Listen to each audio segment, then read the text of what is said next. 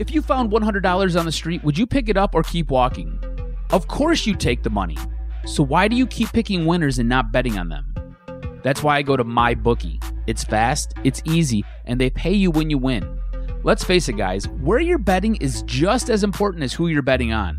So do the smart thing this football season. If you're going to bet with MyBookie. Did you know you could bet on games after kickoff?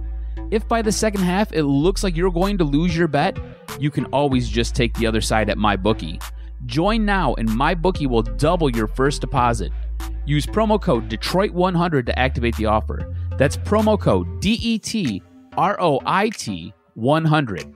Visit mybookie.ag today. You play, you win, you get paid. Fellas, I want to tell you about a product that can improve your performance in the bedroom. And what better way to improve the quality of your life than to please the woman of your dreams? Blue Chew brings you the first chewable with the same FDA-approved active ingredients as Viagra and Cialis, so you know they work. Blue Chew is the fast and easy solution for any man looking to enhance their performance and step up their game. You don't have to be one of those guys that finishes quickly, or you don't have to be one of those guys that, at the end of the day, regrets not having a great sex life.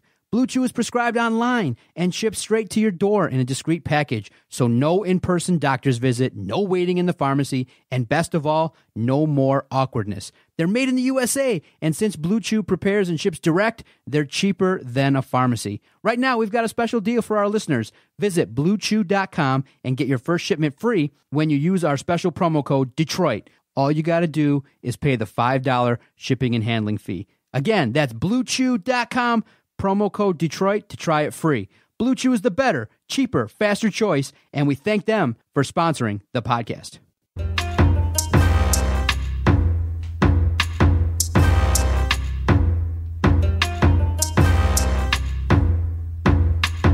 Welcome in on a Monday to the Monday Mashup on Detroit Sports Podcast. And I don't want to do any fun intro. I don't want to start talking about things and get sidetracked and get off of the topic at hand, because there is a topic at hand. And Kevin, I'll let you talk in a little bit, but I have things to say until we get to that point. And I don't want to interrupt it with talking about the NBA things like tampering that we want to talk about. I don't want to interrupt it with talking about the NFL. I don't want to talk about what I have to talk about at all. I wish I didn't have to. If Michigan State didn't go and lay an egg, I wouldn't have to. If Michigan State didn't go and embarrass themselves at home against Arizona State, I wouldn't have to talk about this. And to be honest, if it weren't my job to talk about it, I wouldn't. Because I have no interest in reliving that experience. I have no interest in going over in my mind and getting angry all over again at Mark D'Antonio and the way that he has just absolutely turned this program into a complete embarrassment in the final 4 years of his tenure as Michigan State's head coach. I don't want to talk about the fact that I'm at a point now where until he's no longer the head coach, I'm going to struggle to watch this team on Saturdays and actively root for it. And again, if it weren't my job to do it, I wouldn't.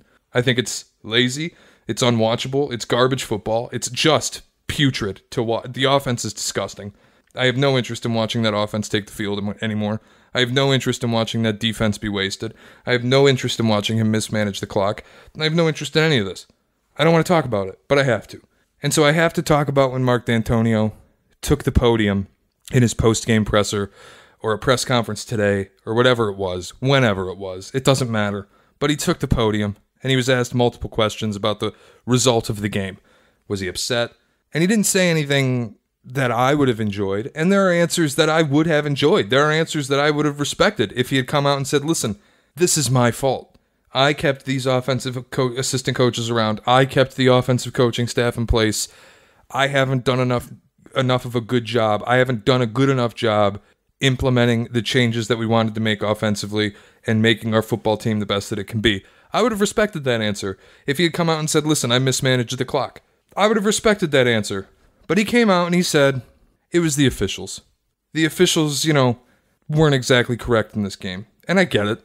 They screwed you with an offensive pass interference that wasn't an offensive pass interference. And even worse than that, on that same play, they screwed up the spot. They screwed up a field goal at the end of the game where there was a leaping penalty and you should have had an opportunity to kick it again from 15 yards closer and win the game. The officials tie the game and send it to overtime. The officials were a Pac-12 committee. I think there was a fairly clear bias, And I don't think it was the reason that you lost the game at all. Mark, let me help you out. Let me give you a little bit of assistance here. Because when you take the podium and you say that the officials are the reason you lost the football game, maybe, just maybe, score more than 7 points at home. Don't make your offense look listless and hapless and completely incapable. Don't have glaring personnel issues in every single quarter of this game. Don't mismanage your timeouts at halftime. When you have 2 timeouts and 40 seconds left on 4th down and you take a delay of game and lose 5 yards on a field goal. It's your fault that he missed 2 field goals before the last play. And for Christ's sake, don't send your field goal unit out with 12 men.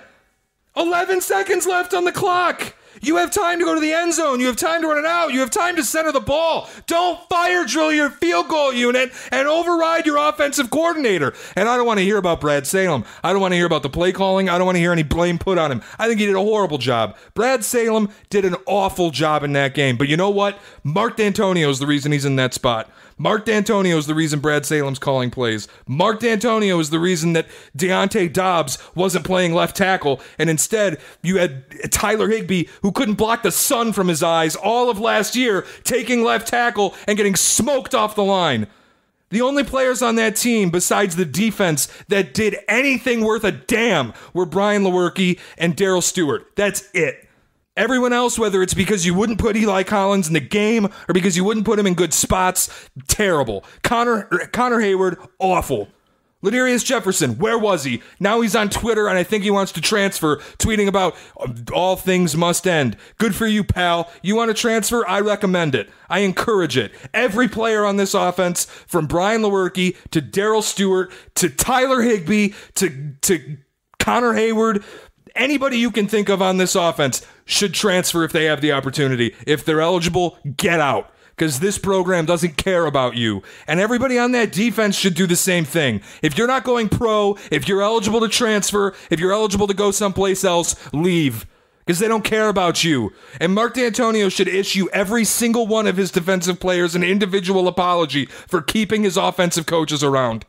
Every one of them deserves an apology. They played their asses off. They fought like hell to win this game. And you did a disservice to them by not using your timeouts correctly, by mishandling the end of the game. Who the hell fire drills a field goal unit with 12 seconds left on the clock? Who in their right mind? No one. No one in the country. What should have been a crowning moment for Mark D'Antonio becoming the winningest coach in Michigan State football history. Instead, you were an embarrassment and a joke, and you should be fired. Multiple fireable offenses in that game, and I don't say that lightly. I don't call for people's jobs lightly, but what I saw was a complete embarrassment. The most disgusting loss Michigan State has suffered since John L. Smith. And you know what, Mark? If you want to be John L. Smith, if you want to just waste away the latter half of your career, that's your business. Do it. I got no problem with it. Do it at Youngstown State. Don't do it here. Don't do it at Michigan State, where you built a legacy that you're now lighting on fire and throwing in the trash. You have taken your legacy, and just like the deck chairs you shuffled on the Titanic, you are kicking it overboard to drown. You've destroyed it because you're too loyal to your church group friends. It's unacceptable. It's abysmal. I am so tired of watching it. Mark, I don't care that you won a Rose Bowl 5 years ago. I don't care that you won a Cotton Bowl 4 years ago. I don't care that you went to the college football playoff. It doesn't matter to me. It does not matter to me in 2019. What matters to me in 2019 is that you have the second straight year of a historic defense, and you're wasting it again because you're loyal to your coaching staff and you're loyal to an offense that's as archaic as hieroglyphs that are being taught in whatever stupid symbology class is going on at Michigan State. It's unacceptable. I can't watch it anymore. And I don't want to be a fan of this football team anymore. I don't want to do this every Saturday. I'm tired of it. Kevin, I know you got a lot to say on this. And it's infuriating to watch this happen again. I just want... I won't say who. I texted a former Michigan State football player. And as a guy... I did have some interaction with Brad Salem away from football when I used to work at a country club. I'm sure he's a great guy. Great guy. And I even said to this person, I know Brad Salem's a great guy, but tell me why the hell he has a job right now. The text I got back was, he's a really great guy. Like, I was just like, okay, so there's no reason. I want to talk a little bit about Mark D'Antonio becoming Les Miles at LSU, because a dude won a national championship 100 years ago doesn't excuse what he does 8 years later when he refuses to evolve, refuses to move on from that, which clearly doesn't work anymore. You end up coaching at Kansas if you're at a premier program. But if you're not at a premier program, if you don't have an athletic director with balls, you just stay here and be Mark D'Antonio and run your own legacy into the ground, like you said. Since he made that college football playoff, which, by the way, they lost 38-0, they went 3-9 the next year. Nobody got fired. Nobody got fired. Single person. You went 3. What other country or school? What other school in this country, Power 5 school, coming off a playoff berth, could go 3-9 the following year and retain every single one of its assistant coaches? A 38-0 loss in the playoffs is embarrassing enough for me to want to fire somebody. Like, if I get to the playoff and we lose 38-0, I don't care if it's to Alabama. Somebody should get fired. Saban publicly executed Lane Kiffin for less. Legitimately. And would probably do it again. The next year, basically the year that has essentially saved Antonio's job, because if he doesn't have the 10-3 year in 17, he's definitely not around anymore.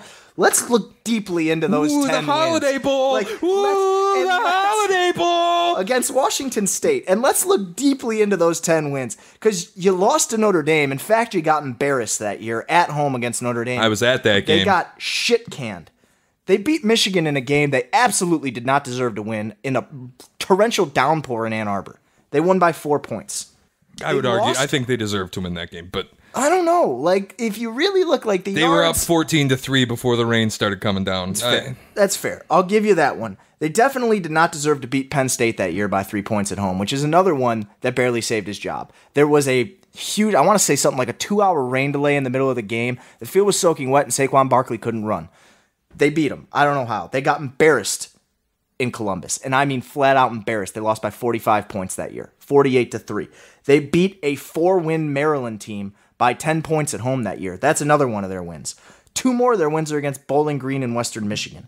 They went to Minnesota, a terrible Minnesota team that fired their coach that year and beat them by 3 points. That year is not as great as people think that year was. Like, it really isn't. And then last year, they're 7-6. So since they went to the playoffs, and didn't they lose to Ohio State like 48-3? That was the year that they won. The year they were 10-3, they lost 48-3 in Columbus. Aside from beating Michigan, what did you do? You beat a Wazoo team that didn't have a starting quarterback. You beat a Wazoo team where people on the defense didn't want to play, and then you pimped this comeback season, and you come back the year after, and you have an offense that ranks in the bottom 4 of all FBS, while you have a defense that ranks in the top 10. Do you understand how difficult it is to have a top 10 defense at the same time that you have a bottom 4 offense, and now you're going to do the same thing again because you refuse to evolve? And you look at the losses last year, like Northwestern at home, they lost. They got embarrassed by Michigan. I don't care if it was a 2-touchdown win. They got embarrassed. They got embarrassed by Ohio State, even if it was only 20. They got embarrassed. They lost to Nebraska 9-6. That's more embarrassing than losing by 96. If you lose 9-6, that's more embarrassing than losing by 96. I'm sorry, that's ridiculous. Like, you lost 7-6 against Oregon. You lost 10-7 at home against Arizona State yesterday. What are you doing taking multiple timeouts with no action before on a defensive possession?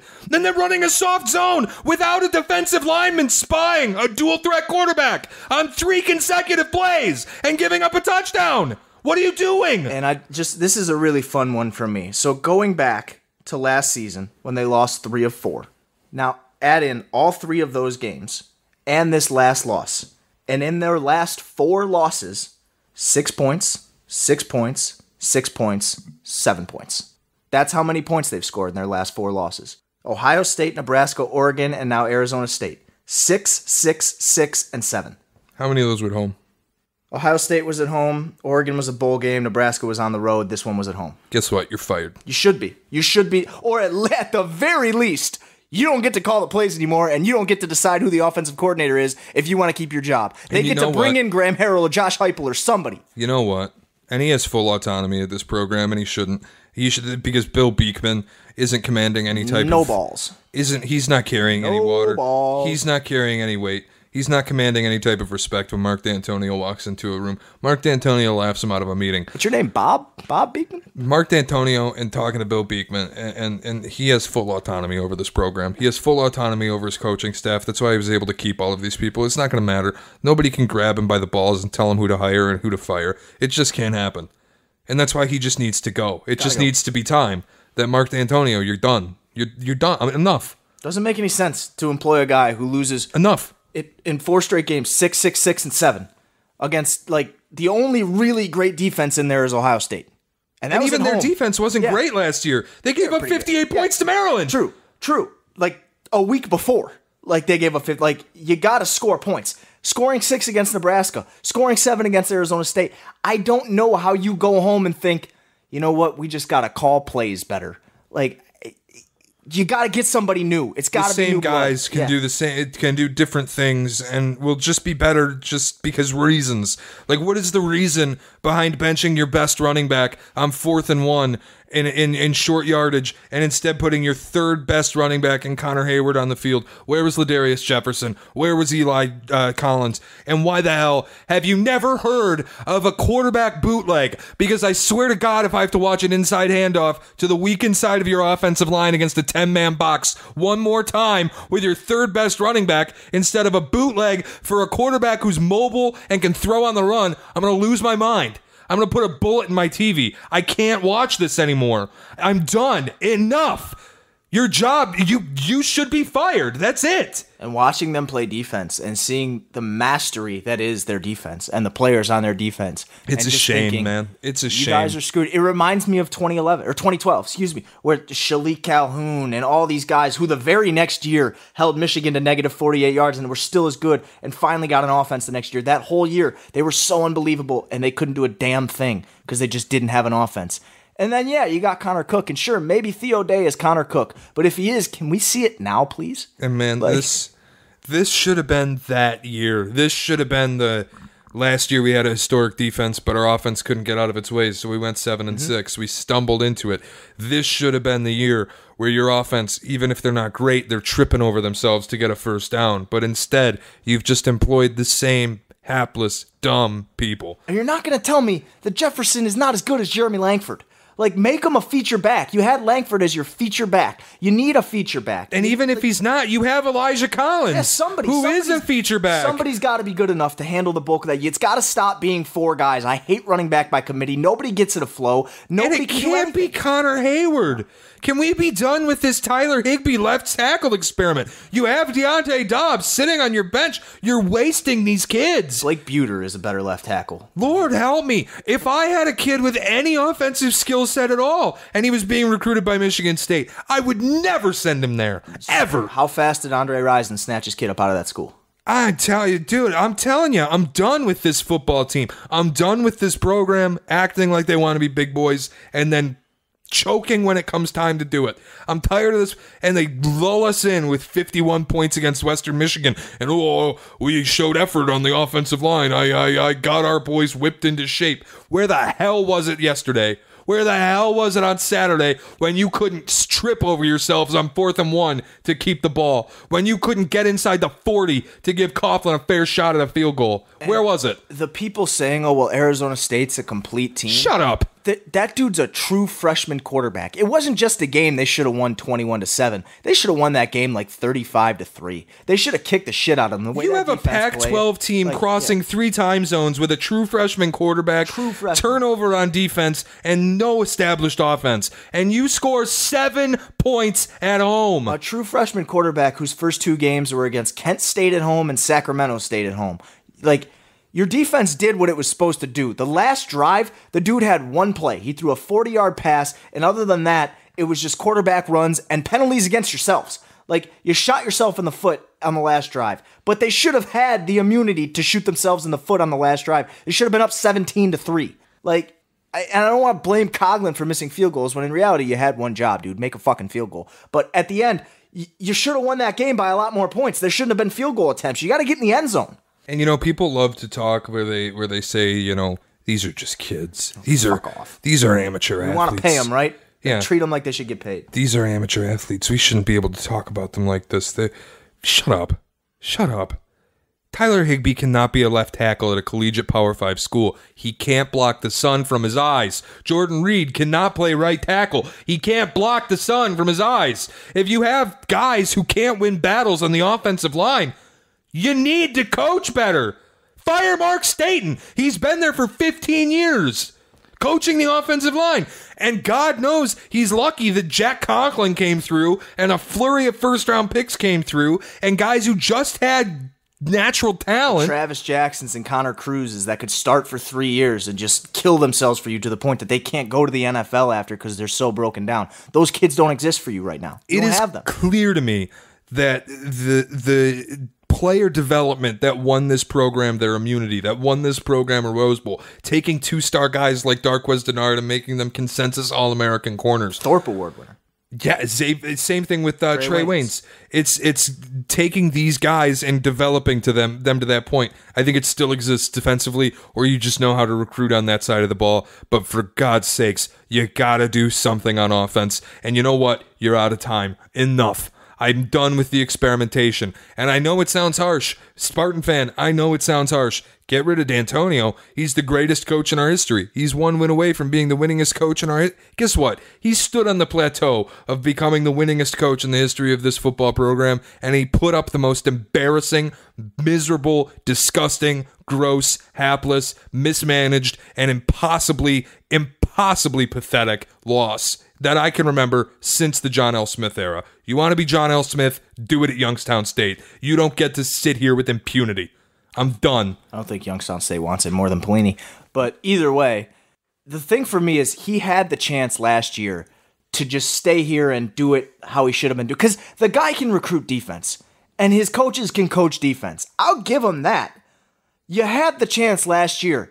You didn't have to make Brad Salem your coordinator. You could have said, I'm going to go find some new blood to call plays and put in a new offense, because what I do what Harbaugh did, in a sense. I'm not sure Harbaugh is really doing it, and I'm not sure Josh Gaddis was the guy. But getting Maybe somebody Harbaugh else to come in, call plays, and put a new wrinkle in your offense. Get somebody that guys, really great skill guys, want to come play in an offense for, because it's dynamic and it's fun to play in. I'll just make it simple. Get somebody who costs $1 million. Sure, exactly. Exactly. Go get Graham Harrell. Why can't you? You know, you come to Michigan State, and we appreciated this at the time because nobody had ever heard it before with this program. But when you come to Michigan State and you say something like, this isn't a stopover, when the rumors came up that Texas wanted to hire Mark D'Antonio, this isn't a stopover. This is a destination. I'm here to stay at Michigan State. Great. You made us a big boy. Make it stay that way. Yeah. Keep it elite. And if it's not, then fine. Let's go back to being a stopover. And every now and then we'll get a Saban. But you know what? I'm not okay with that. No, but is that the reality of what we are? If he won't do this, then that's the reality of what we're going back to. Because the only other thing we can say is, fire your offensive staff. I have no problem with what you do on defense. You seem to be able to recruit, develop, and coach defense. Maybe you're better suited as a D coordinator, but no one would ever take that demotion. So just do what you have to do. Get rid of your offensive staff, or at least your offensive coordinator and quarterbacks coach, and get somebody else in. But it won't happen. He exactly. won't do it. He won't exactly. do it. He'll never do it. It's just which means he has to go. And that's when he just played office roulette and musical chairs with his coordinators, with his offensive assistants. He married himself to them. And if he wins 10-7 for the rest of the year, I'm not okay with that. No, it's even not if he wins out, winning 10-7 and 14-10, it's not okay. Like you said, losing 10-7 is more embarrassing than if 9-6 is worse than losing by 9-6. If you lost 60-3, I'd be more okay with it than losing 10-7 when your defense put an inspired effort like that on the field. I mean, we're talking about the best defense in America. Mm-hmm. Kenny Willekes is the best defensive collegiate player in the country. For sure. Joe Bocci is top 5. You know, Mike Panashuk is top 10. We're talking about a defense that has all Americans laden throughout it. Joe Bocci's just the newest bullet. I mean, we're talking about a defense that you held -6 yards rushing through the first 2 games. We're talking about a defense that you can't run the ball on, and barring a lucky big play like Arizona State got, you can't move the ball, period, unless your head coach loses his mind and calls multiple timeouts ahead of a defensive play with no action, and you call 2 timeouts. I didn't even think you could do that. And you don't spy a tackle or a D end against a dual threat quarterback. Barring your head coach losing his mind, You cannot move the ball on this defense, period. And, you lost that game anyway because you mismanaged and mishandled an offense. You're terrible at personnel substitutions. You're terrible, rotating an offensive line. Nobody rotates an offensive line. It's always by committee. You know who rotates an offensive line? Michigan State and the Detroit Lions. Yeah, those are two. Shout out to Crosby, played great today. Those are two teams that I really want to idolize when I'm thinking of football. And you brought up Harbaugh. Maybe Harbaugh's not the great example of player development because I think he's been horrible at it so far. If I'm just being honest, I think Harbaugh's been terrible as far as player development goes. The shining example is Jake Rudock, so that speaks for itself. Dear God, at least he's trying. At least he's firing people that don't work. At least he realized that, and we're talking Tim Drevno, who was surgically attached to Harbaugh from Stanford to the 49ers to Michigan, and when it stopped working, Harbaugh had the balls to cut Tim Drevno's head off. He looked at a guy who stood in his wedding, and he cut his head off. Mark D'Antonio, what you have to do. You got to do it. You have to. You got to butcher your friends. Because he knows there's no way around it. Once you don't do it, then it comes back on you. And that's where we are now. And then you lose your job. That's where we are now. That was last year, and I said it last year. And I said last year when they finished bottom 4 in offense after that Oregon game in the bowl game. With an overgrown middle schooler at quarterback. Yep, after that bowl game. And man, I said it last year, D'Antonio, if you don't fire anybody, it's on you now, pal. It's on you. And now we're at a point where, listen, it was all fun and games when you were 2-0 and you had just put 51 on Western, but now you came out of a game where you scored 7 points at home, and it took you 3.5 quarters to do it. Dude, enough. I'm done with you. I'm done. I don't know. I almost understand why you said the refs, because I don't know what other excuse you're going to tender. You can't walk up and be we were shit on offense, because then everyone's going to be like, so what changes? Well, nothing, because I don't change things. I told you at the beginning of the show what he could have come out and he could have said, and I would have said, you know what, I actually appreciate him saying that. Right. If he had just come out and said, I made mistakes, great, thank you. If he had just come out and said, I should have maybe reevaluated the offensive personnel, great, thank you. If you come out and say, yeah, we shouldn't have fire drilled the field goal unit, great, twice. Thank you. Yeah, twice. Thank you, great. If you come out and maybe we shouldn't have taken those 2 timeouts, great, thanks. Maybe I shouldn't override my offensive coordinator and leave my quarterback with no knowledge of what is going on. Great, thanks. I appreciate you saying that. To come out and blame the refs? Dude, what is this? You scored 7 points at home. 7. You don't get to blame the refs. No. You don't get to talk about the refs. You don't get to talk to the refs. And when they started talking about that with Dean Blandino in the postgame, and they're sitting in that postgame, and I thanked Brady Quinn, and I never thanked Brady Quinn in my life, ever. I hate Notre Dame. I hate Notre Dame quarterbacks. I don't like Brady Quinn for any particular reason other than that he is a fighting Irish quarterback. Maybe the prettiest ball of all time. Oh, man, no. It was nice looking. Ball. But I'm telling you, when Dean Blandino was in that post game and he was sitting at the end, Dean Blandino's stupid TV face. I just picture him getting off Jerry Jones's bus. Looking like he just did some bad Molly. He always looks like he did bad drugs. He always looks like he's on a bad acid trip or something. When Noted he's talking, drug guy, Dean Blandino. I don't want to put this on him, but I'm just, this is the level of irritation I had when the post game came on, and they were talking to Dean Blandino, and Dean saying, that was a leaping penalty. Michigan State should have had an opportunity to kick it again from 15 yards closer. One, they didn't deserve to be in that situation in the first place. True. They never deserved to be bailed out of losing that game. They never deserved to win that game, period. They should have lost that game 3-0. Yep. That would have been fine. That would have been a fitting ending to that game. They had absolutely no business winning that game, period. And I texted you while they were driving down the field. It wasn't sunshine and happy for me. It wasn't me saying, oh my God, we're going to pull this off. Thank God, this is incredible. I was texting Kevin and I was saying, we don't deserve this. No. D'Antonio doesn't deserve to get bailed out here. They deserve to lose. This is not acceptable. And what happened is they fire drilled a field goal unit. There were too many men on the field. Then you have the Dean Blandinos of the world in the Fox Sports booth and post game saying, well, you should have had another opportunity. And thank God for you, Brady Quinn, being in that booth, because he came out and said, you know what? At the end of the day, it doesn't matter. All right. And that's all anybody needed to say. That's all it is. Because it didn't matter. Like, it's a loss. It's a really embarrassing loss. Pathetic. And it's not like, oh, we lost this. It's like, no, it's a Power 5 team, but it's a game that anyone with a set of eyeballs and a brain knows you should have won.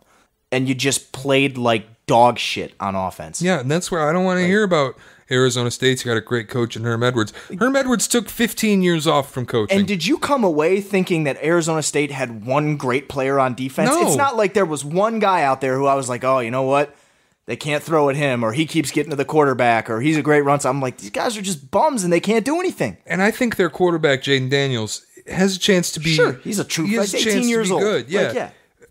No, but I think you look at, did Arizona State win that game or did Michigan State lose it? Michigan State lost it 100%. They lost it twice. Connor Hayward was dropping open balls in the backfield. I mean, anybody other than Darryl Stewart couldn't hang on to a target. They never throw to the tight ends anymore.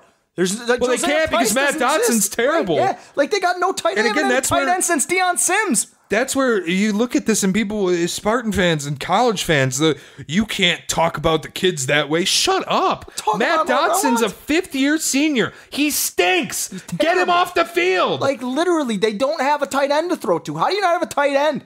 Go find a basketball player. I will praise every single defensive player in that locker room, and I will tell you time and again, D'Antonio should go to each and every one of them and issue them an apology for not firing his offensive assistants. And every offensive player should issue that, except for Brian Lewerke and Darryl Stewart, should issue an apology as well, because they either couldn't block or they couldn't catch the ball, or they couldn't win a battle, they couldn't find their way through a gap, whatever it might have been, they didn't get the job done. And so when you say you can't talk about kids, they shut up. Yeah, they're not kids. They're like 22 years old. Like, they have to play better, and I don't want to put this on the kids. I don't want to put it on the kids. But at the end of the day, you got to play better. You got to make the plays to win the game. And again, I don't want to put it on them because I think it lies squarely with the coaching. And Mark D'Antonio, again, putting his guys in bad spots. It is clear to me now that it didn't matter if it was Dave Warner or Jim Bowman or Brad Salem or Mark Staten or my dog calling the plays for Michigan State football. It doesn't matter because it's the game Mark D'Antonio wants to be called. I want a power run, offset eye, inside handoffs, win our battles at the line. You know what you can't be when you don't have an offensive line? You can't be a power run offense. You're not Wisconsin. Like, you're just not, because you don't have the line. You've never had that line. And you don't have those running backs, frankly. You got one of those running backs ever, and it was Le'Veon Bell. And he bailed on you after 3 years. He was sick of it. Not since the days of Jack Conklin, as Michigan State had a respectable offensive line. I mean, that you can't be power run anymore. It wasn't just Conklin. No, it was great. There were five-star guys across the board. I mean, but I'm saying you had first-round draft picks. Sure. Jack Conklin went top 10. Yeah. I mean, there's like 3 different Allen brothers playing center in the NFL right now. Like, those lines were great. They don't have those guys, and you don't have a running back because you're handing it to 4 different ones. So that tells me you don't have one. And 3 of them are converted quarterbacks. Seriously, like if you don't finally get a kid in Eli Collins who's actually a running back, and you don't use him. I don't get it. Like I don't get it. It's nonsense, and it's. Listen, we've now spent 32 minutes just screaming about Michigan State, and it hasn't felt like 32 minutes because honestly, it's been cathartic, and it's made me feel a little better about the state of this football program, just to accept that, look, they're not going to be elite with this coach, but I'm serious, man. For as long as Mark D'Antonio is the head coach of this football program, I don't think I can watch him and root for him. If it weren't my job, I wouldn't watch him. I mean, it's not even remotely an exaggeration to say he's over the hill. Like, he got to the hill. He got as far up the hill as he's ever going to get. Rose Bowl, Cotton Bowl, college football playoff 3 straight years. And now it's downhill. And it's not, there's the valley isn't coming. We're just going downhill. We're going to keep going downhill as far as the hill goes until they fire him. There's not going to be a valley where he starts to curve and come back. It's bad until it's done now. And again, that's it. It's Les Miles. I don't think they will fire him because it's too much of this fan base that never knew success beforehand and got a lick of it with D'Antonio, and they will just worship at the altar of Coach D for the rest of their lives, thinking he is oh my God, the winning, and he will be the winningest coach in Michigan State football history. They're not going to go 2 and they might go 3-9, but they're not going to go 2-10. No, and I just don't wait because somebody else is going to take Josh Heupel. like somebody else is going to get them. And I'm not even thinking you can get them right now because Central Florida is better than Michigan State right now. And they've got a beautiful new stadium. Well, not super new, but newer. They're not Power 5. No, they're not. But they play in big bowl games. Power 5 money. And I'm going to guess that Josh Heupel is going to get stolen by a Power 5 team this year. Please let that be you. It won't be. Michigan State doesn't want to. I know it won't, but they don't want to spend Power 5 money. No, never. They don't. They want to. We're basketball school. We're a basketball school. They want to play like one of the big boys. They want to play like an elite Big Ten power. They want to play like they're a college football elite, like they're a national powerhouse. But they don't want to spend the money to do it. They want to spend money like a MAC school. They want to act like they have Chris Creighton at Eastern Michigan pulling things out of his hat. Hell of a win for the Eagles. Incredible win. Great win. Lovie Smith is hilarious looking. And I had not watched an Illinois game. I turned it on. I was like, holy shit, Lovie Smith. You want to talk about coaches who aren't going to have a job for very long. Lovie Smith is fired. Lovie Smith is legitimately that I fucking love cocaine meme from the snow game. Like his beard looks like that. That LaShawn McCoy in the snow covered his face mask, like the I fucking love cocaine thing. That's Lovie Smith's beard. That's what it looks like. I am just, and I think even Michigan fans could listen to us rant, and I know they will listen to us rant about Michigan State, and Hell they will of a week laugh. to be Michigan this week, not have to play and get to see that. They will laugh, and they'll go, "Oh, I told you so. Your team's not that good." They'll laugh. Enjoy your 42-7 loss this week in Wisconsin. Yeah, and that's where I think you guys are in for a rude awakening because I think it's going to be tough. Michigan and Michigan State fan are going to be in about the same place 8:15 next Sunday night. What's that line at now? Like 3.5? Is it out for? Is Wisconsin favored now? I thought it was 3.5. No, it opened at 1.5 for Michigan. If that line has moved in that direction for Wisconsin, I think it might be a blowout. On here. I don't know. Either way, I'm going to hammer Wisconsin to cover whether they're favored or not because I think Wisconsin's going to run it down their throat. I think we're going to find out just how bad that Michigan defense is. So this game opened with Michigan as a 1.5 point favorite, and it is now Michigan is a 3-point underdog. Yeah, I was say I thought it was 3. I got news for you. When you see line movement like that, you're getting blown out. Yeah, I mean, I think it's everybody got another week to evaluate the tape and realize that Michigan cannot tackle. And it's going to be really, really tough to win that game in the trenches, and that's where Wisconsin's going to play. They're going to play in the box. I'll tell you another thing that's got me questioning this whole Don Brown tenure as a defensive coordinator. I looked at Ohio State's defense against Indiana the other day, and this isn't an Indiana team that's some slouch either. This is an Indiana team that's going to be good. They just came up against an Ohio State team that might be among the 2 or 3 best in the country. And I looked at that defense with Greg Madison as co-defensive coordinator. Boy, they look a lot like Michigan's did last year. Greg Madison is quite possibly one of, if not the best defensive coach alive. Like, I'm not going to say of all time, but like when you add the wealth of experience with just his pure ability to coach, the guy's a legend. Like, you let him walk away to Ohio State. I don't know why the hell you did that. Everybody in Ann Arbor loved that guy. Choice. Every player who's ever played for him loves that guy. I don't think they had a choice, and I think he still recruits too. Because the most important thing that Greg Madison offered to Ann Arbor, and I don't know if you were with me when he left or not doing this podcast, but when he left, I said the most important thing that he offered was his recruiting and his access to Ohio. Yeah, I remember that. Yeah, the way he could bring Ohio kids in, and you know what? You lost that. He's now at Ohio State as co-defensive coordinator, and they look a whole lot more like your defense from last year than you do. I think Michigan's in for a rude awakening. I think about 8:30 next week on Sunday night, Michigan and Michigan State fan might be very much in the same place, having to grasp the fact that your program isn't what it claims to be. You have been sold a lie. You're going to know Jack Cohen's name real quick, too. That kid's a dog. Yeah, he's good. He's not. They're not just going to turn around and hand it off to whichever running back they choose, which they can. Like, Jack Cohen's going to sling it on you. He's going to expose those DBs. I'm not like, you're going to Jonathan Taylor's going to run the shit out of the ball. Jonathan Taylor's going to run it. Jack Cohen's going to throw it, too. Jack Cohen's a damn good quarterback. Wisconsin hasn't had a quarterback like Jack Cohen since Russell Wilson. And I'm not saying he's Russell Wilson. I'm just saying Alex Hornibrook is not close to as good as Jack Cohen. I don't want to go too deep into previewing Michigan, but I do think that Michigan fan is in for a rude awakening this weekend.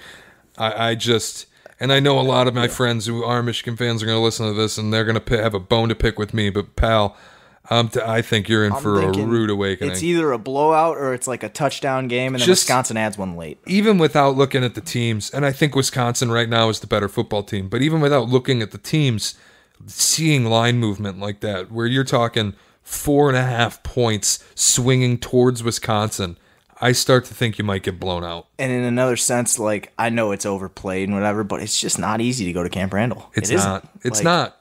And it's not. It's going to be fallish weather. Shea Patterson can't throw the ball. It's going to be loud as hell is more what I'm concerned about. And you got a quarterback who can't throw. And the last thing you want to do when you're going into a Wisconsin team that's really feeling themselves is have a quarterback controversy. And I don't even want to hear about the bye week because Wisconsin took a week off too. I think you're on a collision course for hell. My thing too is it's not just that, like, he can't operate the offense. They got guys that they haven't been crisp. They get penalties.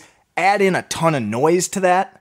This wasn't in a lot our of 3rd and 11s. This wasn't in our show prep, and maybe we'll do more of it next week if this actually does come to pass. If Michigan loses at Wisconsin, and now both Michigan State and Michigan football fan bases have to grapple with the fact that football season is going to be an utter letdown, and we just have to wait for basketball season. Oh, Lions! Coming off of a Lions team that opened 0-1, now 1-0-1. Woo! Found a left tackle. Yeah, well, great. I tweeted that today when Taylor Decker was not scratched from the lineup. I said, "Wow!" Never put him back in. I said, "Wow, more bad news for the Chargers." Never put him back in. Like I think that guy only got one holding penalty, Crosby. But I'm telling you, when you look at the Lions right now, when you look at the Tigers right now, when you look at the Pistons right now, God help them, ISO Joe. When you look at the Red Wings right now, hype about ISO Joe though. Hype about ISO Joe. When you look at our 4 professional teams in this state, and then you consider the fact that if this comes to pass with Michigan going to Wisconsin and just being clocked, and the Michigan fan has to rally and grab the fact that maybe Jim Harbaugh was a lie that you were sold, and this isn't the guy to come and bring you to the promised land. It's something that a lot of us on the outside looking in have been like, yeah, hey, it's kind of taking a little too long here. It's year 5, and you can't figure out how to throw the fucking ball or get a quarterback. It might be it might be taking a little too long. Just some like all of us are like, yeah, this isn't the guy. And by the way, there are reports that haven't been nothing has been added and nothing specific, but hearing of strife and conflict in the University of Michigan football program. I've been telling people for a while now.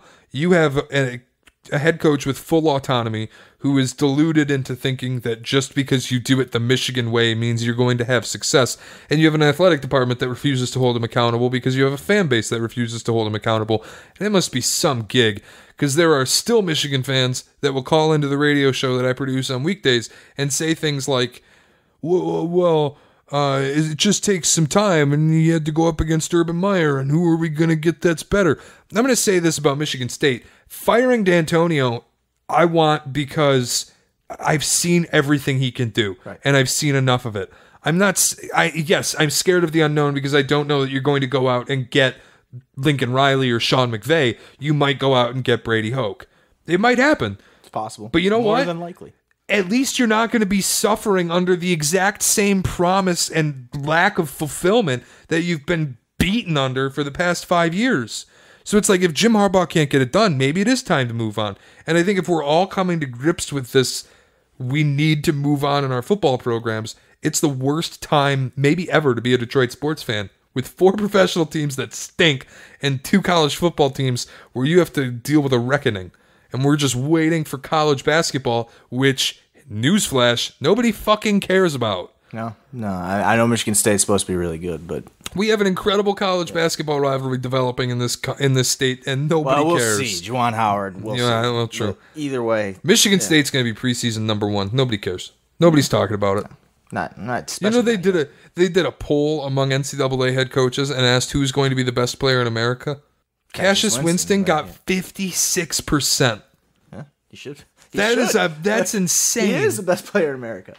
He should be consensus National Player of the Year this year. Preseason, without no doubt about it. I don't know how much basketball we're going to talk, but yeah. Nobody cares. Yeah. Nobody cares. I don't even want to talk about this. We just have shitty football teams and shitty college football teams and a shitty baseball team and a shitty basketball team.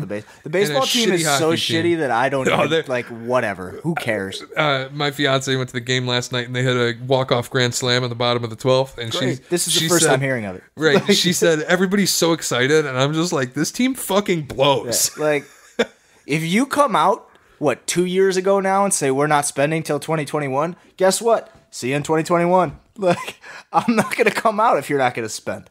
Why would I spend? Why do I need to spend $100 on 3 beers and 2 hot dogs and watch this game? I'm just not going to watch. Yeah, good. All right, so staying with the topic of college football, the last thing we'll do before we take off, since we just did 45 minutes of screaming about Michigan State and a little bit of Michigan football. The Lions won. Hey, and listen, I would love to talk about that game, but we just don't have time to go over the coaching mishaps at Michigan State as well as the coaching mishaps with the Detroit Lions. You are just absolutely blessed that you won, because what is the deal with visiting teams the past 2 years having kickers that just absolutely fall apart in Ford Prater Field? missing 2 kicks is like, you just don't expect that. He's risen in my mind to the Jason Hansen level of when I see him go out there, I'm expecting the ball to go through the uprights. So when he does it twice in a row, I'm like, what the hell is going on? And then their kicker missed 2, so it was okay. Did he make any? Prater made 1. Not Prater. Their kicker. Did he make any? I think he made an extra point. Boy, oh boy. I mean, you're talking about, and Phil Rivers couldn't get out of his own way. No, he made 1 field goal. Their kicker made 1. You are talking about 2 teams. Neither of them had any interest in winning. I don't have any interest in talking about that game. I didn't learn anything from it. Like, Darius Slay got absolutely saved by making that pick. That's the only thing I'll say, because He was Keenan awful. Allen ate his lunch. He was awful. Really ate his lunch. And I'll give him credit, because a lot of guys will not follow Keenan Allen around everywhere he goes on the field. A lot of guys will say, okay, he's kicking my ass, I'm staying over here, somebody else double team him over, let's do something different. Darius Slay followed him around the whole time, and there's like maybe 2 or 3 corners in the league. One of them's Jalen Ramsey, who almost fought his coach today. Fun. But either way, that was pretty cool. He stayed with Keenan Allen the whole time. And big play Slay makes a big play at the end. He made a big play. The ball should have never been thrown. It saved his day, because his day was otherwise Rivers terrible. Should have never thrown that ball. On the topic of the NFL, quickly, before we get into the... Also, side note, you're an idiot, Doug Marrone. That was dumb. Yeah, it was dumb. Before we get into the California and South Carolina and Tim Tebow stuff... I forgot about Tim Tebow. Yeah, well, it's not great. I wish I forgot about Tim Tebow. I wish he'd just go away. But before we get Sick haircut, Tim. Before we get into that, quickly with the NFL, things you learned today. Things I learned today were every head coach in the league except for Bill Belichick is really bad at their job. Every one of them. Doug Marrone, bad. Matt Patricia, bad. Matt Nagy, bad. John Harbaugh's looking pretty damn John good Harbaugh through 2 is. weeks. That offense is something. For a guy who was on the verge of being fired a season warm ago. Seat, at the very least. I don't know about warm. That motherfucker had a burn on his ass. Warm. That motherfucker had a burn on his ass at the end of last season. Mark Ingram and Lamar Jackson and Hollywood. I mean, they leaked his firing, and then they didn't fire. Like, he was fired, and then they just didn't fire him. Okay, so John Harbaugh and Bill Belichick. Every other head coach has no idea how to do his job. Brian Flores thinks that he's trading draft picks in the NBA. Doug Marrone fighting with the one player on his team who's actually going to be an All-Pro or could be an All-Pro. That's the thing, is they're 0-2, but they've got a defense. They got Calais Campbell, Miles Jack, if he doesn't punch people in the face, is a pretty good linebacker. Josh Allen, like, they've got dudes on that defense. That's why I don't know what the hell you're thinking going for 2 and going for the win. Like, you don't trust your defense to get a stop? They've given up 1 touchdown all game. It was not great. Was there time on that? I forget it. I don't want to get into 40 it. seconds. Who's the Bills? I don't even care. There's these head coach. John Gruden has no idea what he's doing. I'm convinced. Today was much more of what I expected from the Raiders this year. Andy Reid, offensively, he's brilliant. But it's like Pat Mahomes is brilliant. I don't know if Andy Reid is doing any favors to that team right now. I mean, the fact that Steve Spagnuolo is employed and able to call plays for the defense is a little rough. I don't know. Like, they didn't have Tyreek Hill today, and they still look pretty damn good. Like, that offense he threw, and this. I was going to get to Mahomes because that's another thing that I learned today. Is I think Mahomes is the best quarterback that I've ever seen play this stupid game. I honestly most talented. Yeah, I don't think I've ever seen anyone with more pure talent and smarts and ability. And he's like Favre if Favre weren't quite as much of a dumbass when it comes to fitting balls in. Yeah, like he's like Favre, but he won't throw the stupid. He's pass. A gunslinger, but he exactly. has a line. Exactly. He's incredible. He's great. four touchdowns in a quarter. I haven't seen. It was almost as amazing as when Tom Brady threw 5 touchdowns in a quarter in a blizzard. And that brings me to the third thing that I learned today. Installment number 2 on Nobody is beating the Patriots this year. It's going to be really tough. And, like, granted, it was the Dolphins today, so it's not like we learned a whole bunch. You know how many plays? They're crisp as hell. You know how many plays the Dolphins ran inside Patriot territory before that final drive? 0. 2. Was it 2? What are they? The 40? And then they Does that even count? They took a timeout with 1 second left to try to not get shut out and threw a pick. I think magic, baby. I think, and it's going to sound like an exaggeration, but I truly believe this, and it's why I drafted them in fantasy. I think this Patriot defense is going to be historically good. I think the secondary is the best that I've seen since the Legion of Boom. Their linebacking core doesn't have all pros. It doesn't have studs, but it's a group of guys who just work really well together. Wait till they give up a second rounder for Minka Fitzpatrick. Add him to the mix. I'm telling you, man. Like, Stephon Gilmore, I think, is the best cornerback. That was such a nice play. He's the best defensive back on the planet to me. And you look at next to him, Jason McCourty is a top 6, top Both 7. McCourties. Well, and that Devin is as a safety, but Jason McCourty as a corner, top 5, top 6, top 7 corner in the league. Mm-hmm. You got Devin McCourty, who's a top 5 safety, Patrick Chung, who's top 15 at worst, and then you like the secondary is unreal. They're gonna get Minka Fitzpatrick. I knew it. Like the second I saw Minka Fitzpatrick ask for a trade, I'm like, God damn it, he's gonna go to New England. J.C. Jackson, and then that's not even to add the fact on the offense. Forget the allegations and take everything out of it from a football perspective, because neither of us are qualified to speak on it, so we won't. Right. And nobody needs to hear an opinion on rape allegations. Plain and simple. I don't have one. From a pure football perspective, there is not a secondary in football outside of New England that can cover New England's wide receivers. I'm not sure that, like, we just talked about how great their secondary is. Like, they can put those guys on. Is Chung going to cover Edelman one-on-one in the end? Like it's not going to happen. Wait till they get Gronk back in week 14. I don't see how anybody beats this team. Like, and they're get like, everybody jokes like, oh, maybe Gronk will come back in week 14. Like, don't just knock Ben Watson coming back in 2 weeks, because he's pretty damn good too. Right. Like, he might be older than Dirk, but he can still do it.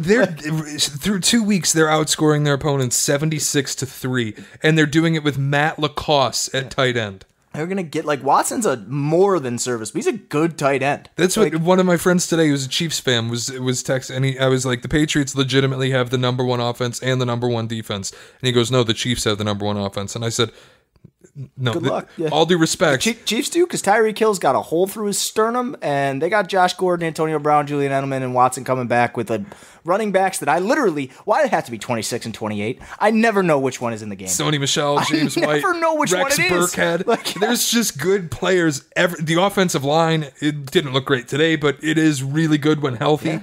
And I don't see how anybody beats this team. I just don't know how it happens. Like, I don't think they're going to go 16-0, but I think they're going to win the Super Bowl.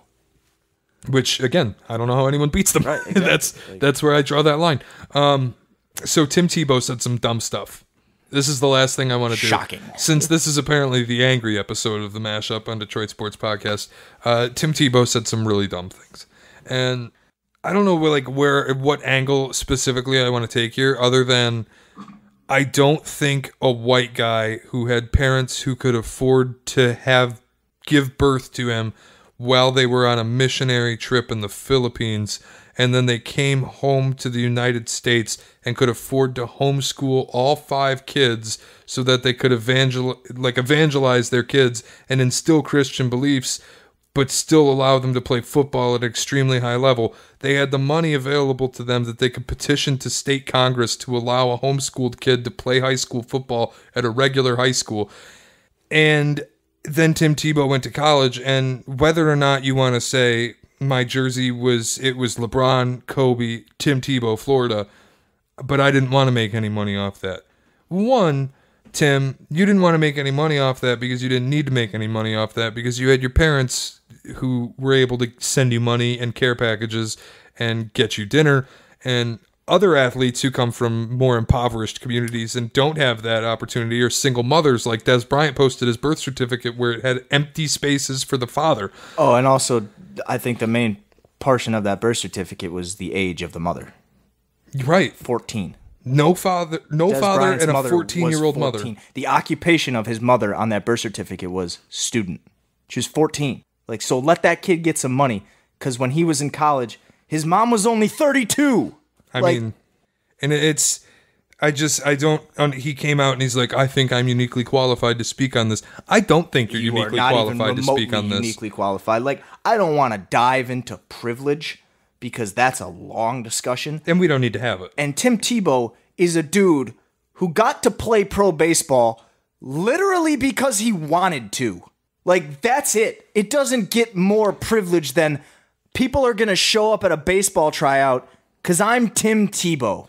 And it's not to downplay how good he was at college, because I do think he was the greatest quarterback in the history of college Didn't play football. College baseball, though.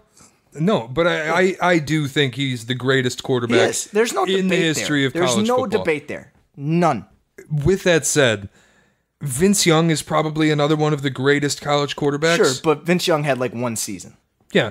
But where I'm going with this is the safety blanket that Tim Tebow had when his NFL career failed, where ESPN welcomed him in, where the Mets welcomed him in, and are willing to pay him $1.5 million a year to strike out. In the minor leagues. Yeah, that doesn't exist for Vince Young. Like, it doesn't, and I'm just going to say what I'm going to say. A lot of impoverished black athletes that go to that get these scholarships and go to play college football, they can't afford to eat once the dining halls close. No. And Tim Tebow never had that problem, so you're not uniquely qualified to speak on this. Whether or not you wanted to make money off your jersey sales or not, you are stupid for not doing it. I want Tim Tebow to look Reggie Bush in the face and tell him he shouldn't have taken that house for his parents. Like, why the hell not, Tim? Like, did you ever have to send money from your scholarship check back so the lights could stay on?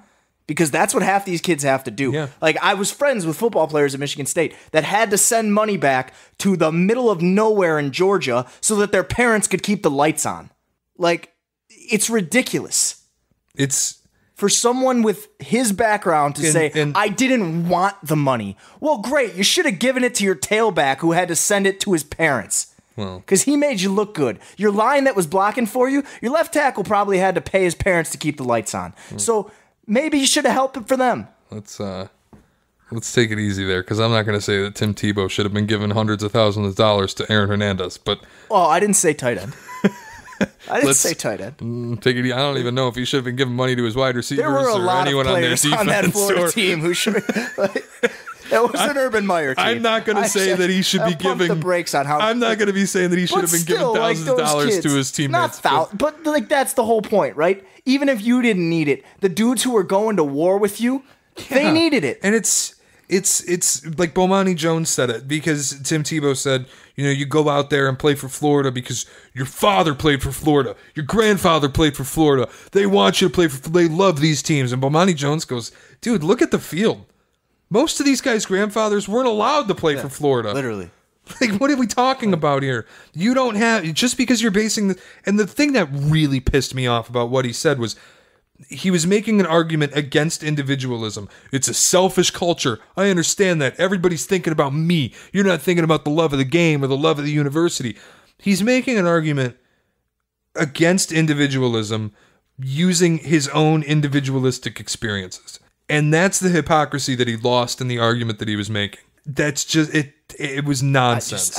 There's so many things about what he said. And just like you sit there and watch this well-groomed white guy delivering this impassioned speech. With a $10,000 haircut. Like with the line through it, like all of it just in a nice suit, just out there like, I didn't even want the money. Go stand in Riley Cooper's wedding again. Like, get the hell out of here. And I'll give it to him, man. And by the way, I think Tyler said it on Twitter. Tim Tebow's going to be the Republican candidate in 2032. Just wait on it. Would not even remotely shock me. No, but I think there was a lot of you aren't in. I don't know what I'm trying to say. I want to be careful with how I phrase it, but. Yeah, when you get on TV with a $25,000 haircut and you're in this tailored suit, and you're wearing makeup, Tim. I'll give it to him. He can rant. He's got passion, and it shows in spades. He sounds like a homeschooled guy. He does. He sounds eloquent. He's got a lot of passion in him. He's got a fire to him, and his rants sound cool. I remember when he did that game day rant, trying to fire up Tennessee against Alabama or something. This is your time. And I was like, do you remember the after they lost to Ole Miss? You've never seen another player play as hard as I will play the rest of the year. You've never seen a team work as hard as we will work the rest of the year. We will blah, blah, blah, blah, blah. God bless. Yeah. Walks away. Didn't take a single question. He's an incredibly passionate and He's a quarterback. and gifted speaker. And I think that's why you might see him get into politics at some point. God willing, God forbid, whatever your take on it, let it be. I wonder what Tim Tebow's stance on gay marriage is. I wonder what his stance on abortion is. Actually, I don't wonder. I know what his stance on abortion is. I know what his stance I know what his stance on a lot of things are, Kevin. I don't need to talk to Tim Tebow to know how he feels about immigration. I don't need to talk to Tim Tebow, and we don't need to talk about this, but I don't need to talk to Tim Tebow to know his stances, especially when he came out and said players shouldn't be paid. They should play for the love of the game and the love of the university. But I think he was word vomiting, and it was hard to watch someone so impassioned say things that were so completely out of touch with the state of the world. And to just sit there and think, like, Urban Meyer coaching in the SEC, I wonder if any of those kids got impermissible benefits. Yep, probably. Like, all of them, I would guess. Every single one but Tim Tebow, apparently. I would guess all of them. Yeah, which I'm guessing when Tim Tebow was in college, since he won the Heisman his sophomore year and then a national championship his junior year, I would imagine his senior year, he probably didn't pay for too many meals at local Gainesville restaurants. Who do you think commands meetings? Like when Urban Meyer was coaching, who do you think commands meetings when Urban Meyer walks into a room with the NCAA brass? I mean, I would think Urban. Venture a guess, but I would think Urban has most of the pull in those meetings. It would, yeah. I think he might be even more recognizable than Nick Saban. It's the greatest college coach of all time. And it's there now. Like we can't debate it. Even if he loses to Clemson again, he's still there every year. But it's funny to me how we give Saban, you're the greatest college football coach of all time. But then there's this very vocal group of people, and this is a total tangent, that give Urban Meyer this, you are the greatest modern college football coach. And it's what are we talking about? They coached in the same time. Yeah, I don't No, but I think what California did with the bill that they passed or are trying to pass, and what South Carolina is doing, trying to draft a bill that does the same thing, where it allows players to make money off of their name and likeness. It almost treats them like human beings. I think it's good, and it's a welcome thing in this. And I think the NCAA embarrasses themselves and makes a fool of themselves when they come out and say, no, we'll ban you from any of our competitions. Yeah, go ahead and ban USC from the college football playoff. I dare you. And partly with the Tebow rant, just to backtrack for a second, he started arguing that the jersey, and I could have made it from the jersey, but I didn't want it. And then he went off completely and said, oh, these kids will just go to the places with the most money. First of all, you mean like Florida? And secondly, no one's talking about the schools paying them. We're talking about them being able to sign an autograph or go somewhere and make money off their own likeness. Sign a shoe deal. And that's the biggest, I think that's the biggest miscommunication is it's how anyone has any issue with a person being able to make money off their own name is beyond me. You ever go to the M Den? It's absurd. They sell a jersey with the number 2 on it. It doesn't have Shea Patterson's name on it, but you know whose fucking jersey you're buying. Exactly. Oh, nope, this is Charles Woodson's jersey. Val, shut up. It's beyond me to think that, okay, if you don't want the schools to pay the kids, I somewhat get it. I don't agree with it at all, but I understand the point of view. And I think it's harder to implement when you say we want the schools to pay the kids, because then it's well, then do you have to up tuition? Where does the money come from? What's the money's there detail? For them to pay them, right? But the revenue sharing and the bill. What do you pay a kid at Central compared to what do you pay a kid at Michigan? What do you pay the 53rd guy? What do you pay? And honestly, I get the dispute there. Yes, there are pitfalls. There are a lot of things involved in that. And that, with Tim Tebow's argument of, well, they'll just go to the places with the most money, I would get it from that standpoint, to where a kid can make more money off his own likeness if he plays for Alabama, because there's more people in Tuscaloosa who will pay him. But at the same time, the school isn't. Hey, Tebow, by the way, that's already happening. Why do you think Zion Williamson went to Duke? Because he could make $1 million. Everybody's like, Gilbert Arenas blew the whistle. It's like, bro, they blew the whistle 5 years ago. Kyrie Irving committed. He was the first one and done at Duke. And ever since then, everybody's known what the hell's going on at Duke. Coach K switched because Calipari sent 5 guys into the draft in 1 year with John Wall and Cousins and Bledsoe and Orton and all those guys. And the very next year, Kyrie Irving shows up at Duke.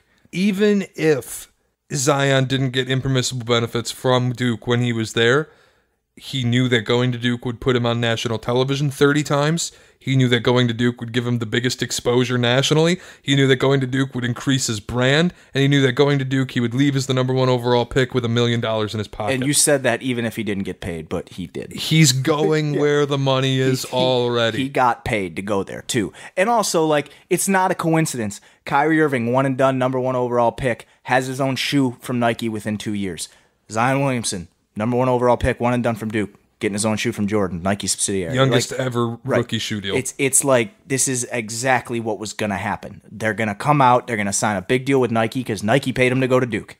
I just think all of the arguments that the people on that side of the fence where it's like, no, players shouldn't make any money. College players shouldn't make any money. Every argument that you make is either out of date, out of touch, ignorant, or just plain stupid. Unresearched. Like you don't know what you're saying when you say that. Or racist. We'll just say it. Those are the arguments.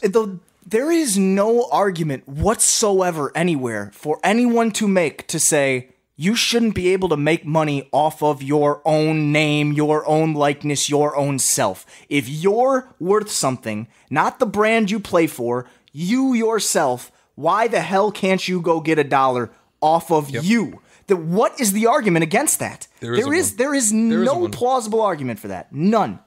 There's no reason these kids shouldn't be making money. It doesn't make any sense that they can't. Their schools and the NCAA are making millions, billions of dollars off of their backs, and they see nothing. And I get the argument of they'll just go to the schools that get them the most exposure, get them the most... You mean like they do now? Yeah, they already do it. Like, what are you talking about?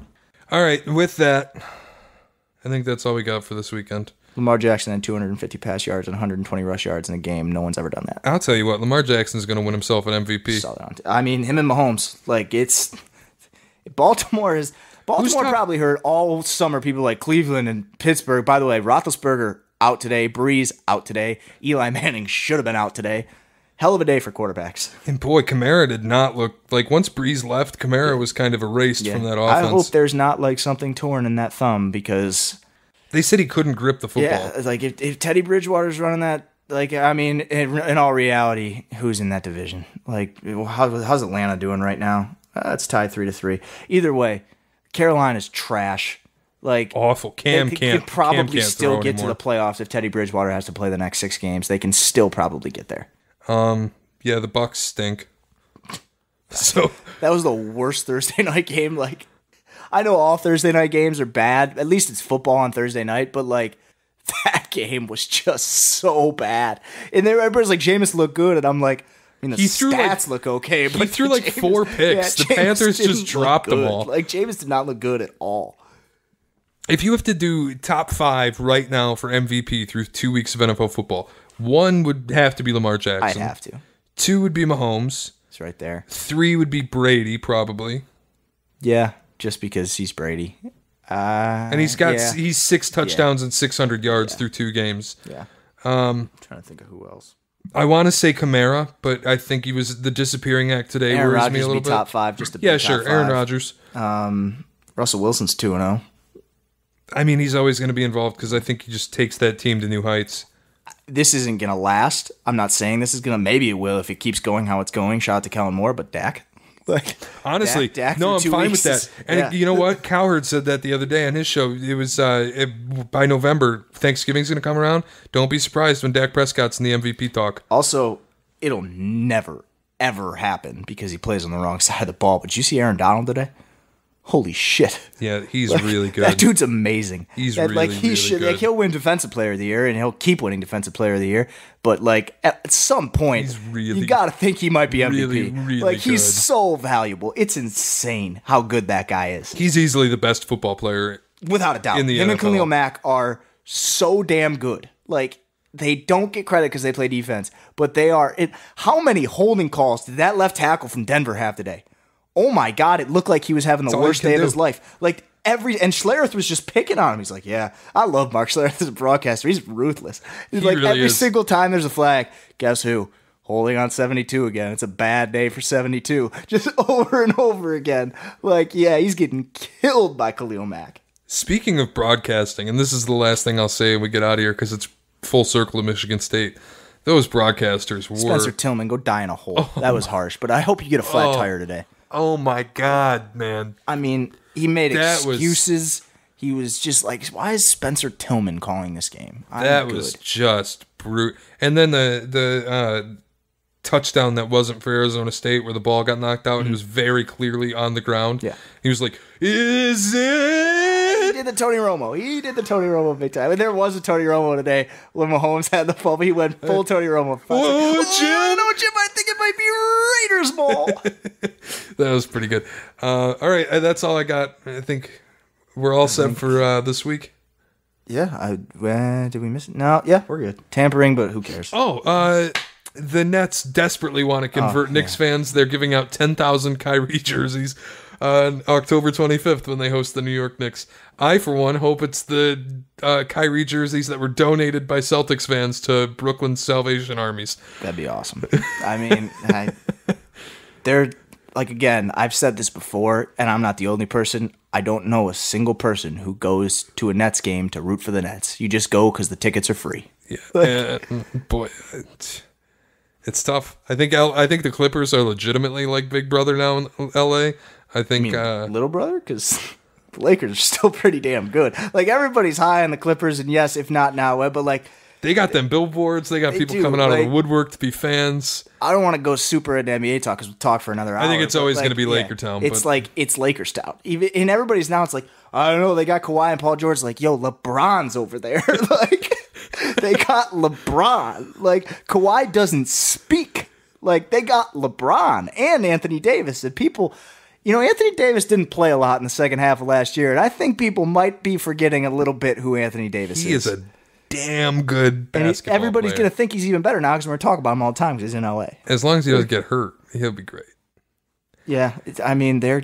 I do wonder sometimes. Give us a little feedback on this, if you would, on Twitter. This is the best place, at Norling Shea, at Kevman_McCann. I switched it. Kevman can't jump. We switched it. Kevman can't. Beautiful.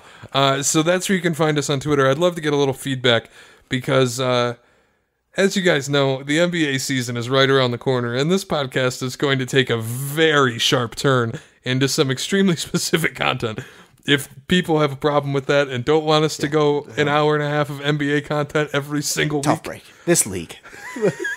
let us know. Let us know on Twitter so that we can know who we're disappointing greatly. That's our show for this week. Last minute breaking news. Drew Brees does not know the severity of a thumb injury.